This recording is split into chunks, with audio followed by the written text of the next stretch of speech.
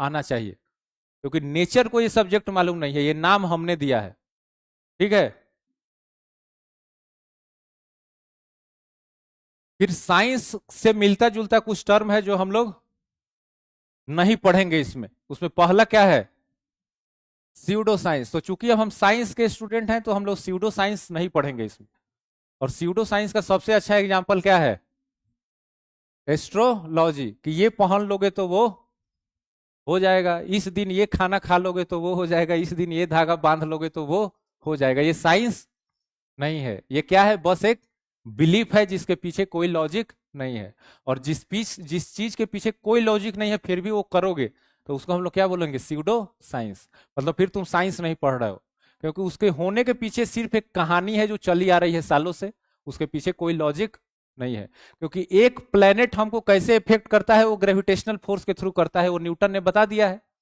उससे ज्यादा अगर कुछ तुम बोलोगे तो क्या हो गया? Pseudo science. तो तुम ये बोलोगे कि वो इस लोकेशन पे है, वो मेरे लाइफ को इफेक्ट करेगा या मेरे लाइफ में कुछ अच्छा और बुरा होगा, तो ये फिर क्या हो गया? Pseudo science. क्योंकि ये लॉ नहीं है, ये ग्रेविटेशन नहीं है, ये न्यूटन ने नहीं बोला है, ये किसी साइंटिस्ट ने नहीं बोला है, ये क्या है? मनगढ़ंत कहानी। तो ये सब हमको नहीं पढ़ना है। उसी तरह से साइंस से मिलता जुलता एक और चीज है, क्या? Anti science. मतलब जो साइंस में प्रूव्ड है फिर भी कोई उसको नहीं माने। जैसे कि वैक्सीन वर्क करता है, अब कोई बोले कि मैं वैक्सीन नहीं लगवाऊंगा क्योंकि उसका कुछ, मैं मर जाऊंगा, तो फिर वो कैसा स्टेटमेंट दे रहा है? स्यूडो साइंस का मतलब हुआ कि साइंस का वो क्या है? वो साइंस का रूप देने की कोशिश कर रहा है पर वो साइंस नहीं है। जैसे वो बात तो करेगा प्लेनेट की कि ये आज मार्स यहाँ पे है तो मेरा लाइफ ऐसे इफेक्ट हो जाएगा, तो वो साइंटिफिक टर्म को लाने की कोशिश करेगा पर वो साइंस नहीं है, किसी साइंटिस्ट ने नहीं बोला है, तो वो क्या हो गया? Pseudo science. और एंटी साइंस का मतलब क्या है? साइंस का बिल्कुल उल्टा। तो जो साइंस बोल रहा है कि भाई मेरे पास है ऐसा वैक्सीन वर्क करता है, मैंने एक्सपेरिमेंट करके देख लिया, फिर भी कोई बोले कि वैक्सीन नहीं लगवाना चाहिए, तो वो कैसा स्टेटमेंट दे रहा है? साइंस का बिल्कुल उल्टा। तो वो साइंस के थ्रू जो वैलिडेटेड एक्सपेरिमेंट्स और जो लॉजिक है उसको वो क्या कर रहा है? वायोलेट।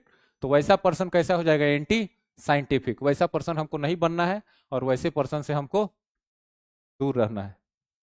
फिर तीसरा क्या है?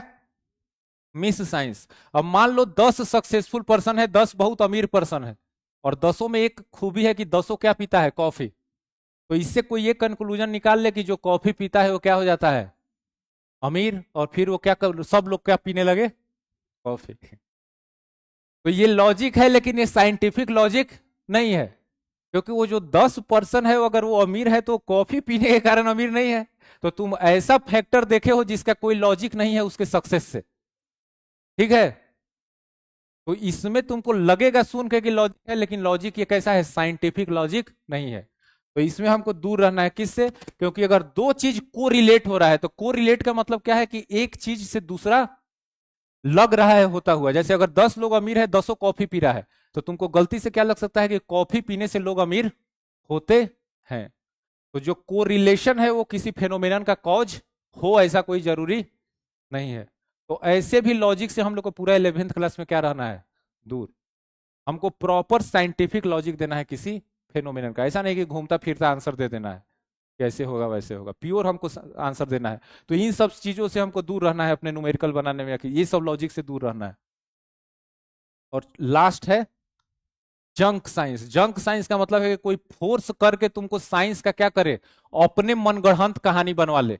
जैसे 1960 के आसपास क्या हुआ कि सिगरेट कंपनीज ने रिसर्चर्स और साइंटिस्ट को पैसा देके बोला कि तुम ऐसा रिजल्ट पब्लिश करो कि स्मोकिंग का बहुत बेनिफिट है।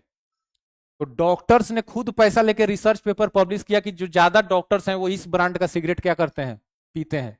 और फिर बहुत लोग क्या करने लगे? सिगरेट पीने लगे।